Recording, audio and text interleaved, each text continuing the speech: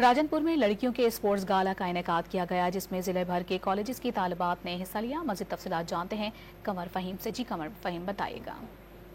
راجنپور میں یوم آزادی کی مناسبت سے کالجز کی لڑکیوں کے مابین اسپورٹس گالا ہوا۔ ایونٹ میں کالجز کے مابین والی بال، ٹیبل ٹینس، بیڈمنٹن اور رسہ کشی کے مقابلے کروائے گئے۔ رسہ کشی کے مقابلے میں جیت راجنپور گرلز کالج کے نام رہی۔ والی بال ہو یا ٹیبل ٹینس، جوش و خروش ہر کھیل میں نظر آیا۔ ہم مریم نواز صاحبہ کی طرف سے جو یہاں پہ انیشیٹو کیے گئے ہیں، یہاں پر سپورٹس ایکٹیویٹیز اور تحریری مقابلے اسٹوڈنٹس کے لیے منعقد کیے جا رہے ہیں، ہم اس کو بہت اپریشیٹ کرتے ہیں، کیونکہ یہ مقابلے اسٹوڈنٹس کو آگے بڑھنے کے لیے ان کو حوصلہ دیتے ہیں۔